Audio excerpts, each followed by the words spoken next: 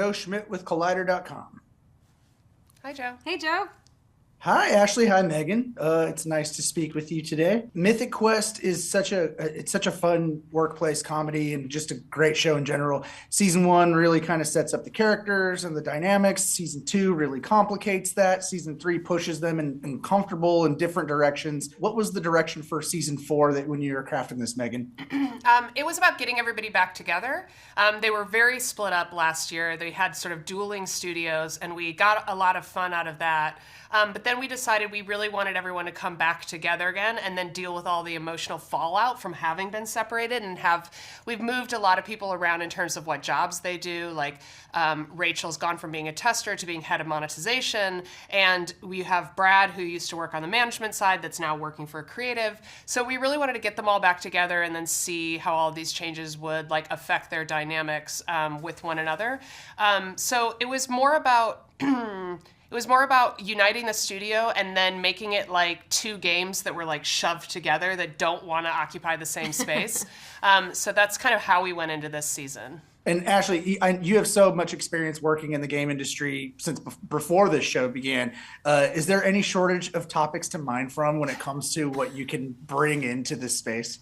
No, it really becomes a thing of okay, there's so much, we have to only pick a few things because we also need room to do stories about our characters and that kind of thing. So yeah, it's at the beginning of every season, Ubisoft sort of does a State of the Union in terms of what's going on with games, and so the whole writers' room can get caught up in what's going on. And we had quite a few things from this last, or whenever we did the writers' room, it feels so long ago now, that had come up that we were like, well, we have to talk about that. AI is a big one. And you know what's something you brought up that we still haven't used and I really want to do is exertion noises. Oh, yeah. That Ashly talks about, when you do video game characters, you have to record lots of grunts and hits and all this stuff. And then we were going to do a thing where one of the fun days of The Office was that all of the... Oh, that's right. Right? All of the people that work there would get a chance to record exertion noises, and everybody was really excited about it. It pivoted into that they all got to pitch ideas for games to David. Oh, that's what it was. That was that. But anyway, she brings in stuff all the time. We're we'll use that. Yeah, there's so much. I mean, that's part of the reason that this show exists is because the games industry is so interesting and weird, but also universal in different ways that there's so much to take from it. I mean, you played Aloy in the Horizon series, and I'm sure just the exertion of just climbing everything. That was a lot of fun. I shudder to think how many hours of recorded grunts of me jumping and climbing are just in a server somewhere in the Netherlands. And Megan, so I know your journey to this series, being a writer, producer, and then basically crafting this and working with this team. And the coolest thing about, I think, Mythic Quest, especially this season, but since the show began, has been giving a space for just the on-screen talent and the people like Ashly, but then in this season especially, how many people step behind the camera, whether they're writing or directing. What is that like to create such a unique production where you're affording these opportunities to people who might not be able to get them in doing that? It's been a great thing for us because everybody is really committed to all parts of it. I think we have a very interwoven cast and crew and writers, and that causes problems because we're all up in each other's business. It's very like the show, but what it creates is everybody can have a good idea and give it to us at any time. I had costumes people giving me ideas to put in the script. We had a DIT last season give me a thing to do in Sarayan that I immediately put into the show. Anybody can give us an idea, so I really love that that part of the show. We did kind of adopt it a little bit from It's Always Sunny, because the thing with Sunny is that the three show creators are also in the show, and so they're in front of and behind the camera all the time. And David Hornsby and I work on that show, and David's obviously in Sunny as well. And so we'd always seen it work really well. So when we got over to Mythic Quest, we're like, well, we've seen this model work, but we weren't sure how much it was going to happen. The directing thing was been a total surprise to us, that there's so many people in our cast that want to direct. And so this season it was so exciting that we had 4 different actors within the show that like wanted to step behind the camera. It's amazing because they care so much. They bring all these great ideas. We can feel the love like in the way that they approach the materials. So it's just been a total success. Yeah, that's awesome. And Ashly, I mean, you started out as a writer, and it's really cool to see how much your role just in this franchise, because now it's a franchise. We'll talk about that a little bit. That's true. Yeah. Whoa.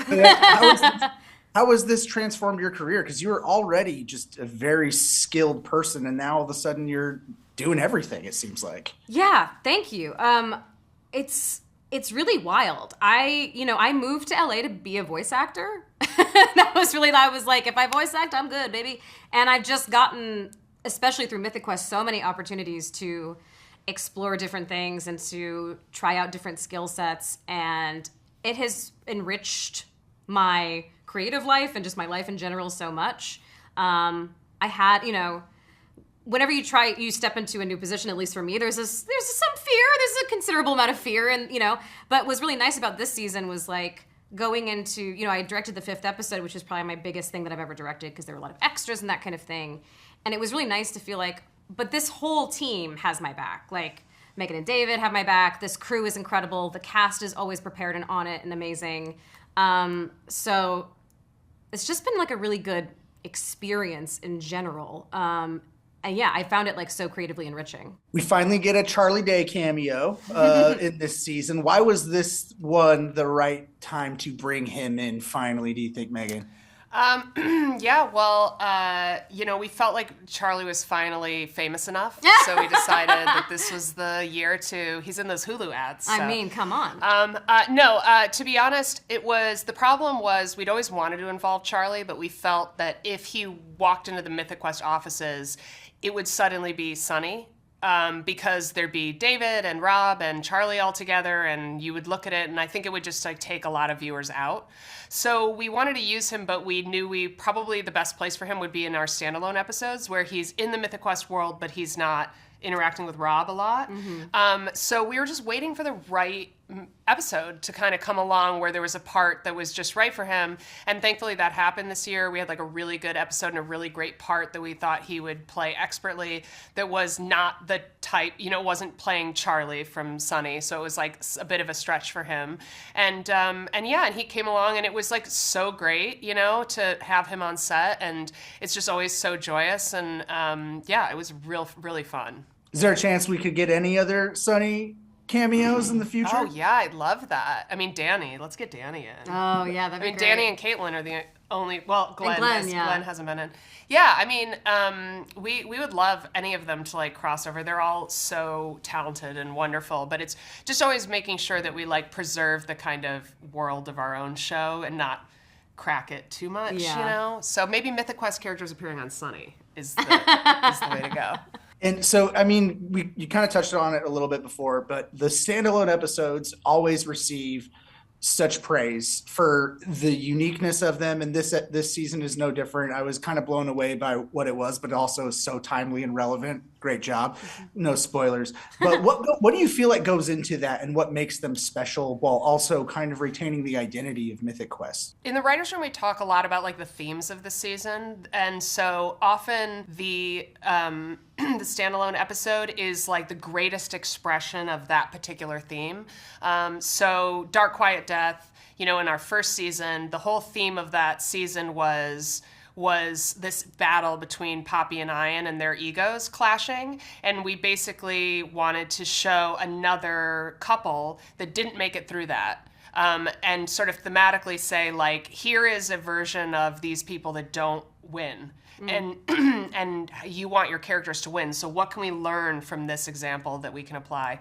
So we talk about that. So this season, it was very like the things that we were dealing with, which was in large part the boundaries that Poppy and Ian are trying to establish with each other, and also the ways in which Ian is not completely capable of helping Poppy in some of the ways that she needs to be helped because of things we explored last season in Sarayan, like problems with his mother and things that he's a great partner except for these very specific things that he just doesn't know how to do for her. And so we really wanted to show him and someone tangentially related to him that focused on those themes and brought them like higher up in the mix. So yeah, usually it's like a theme first conversation, but sometimes it can also be like from a place of like, what kind of world outside of the video game world or tangentially related to it do we want to explore? But this year, because we had 4 side quest episodes,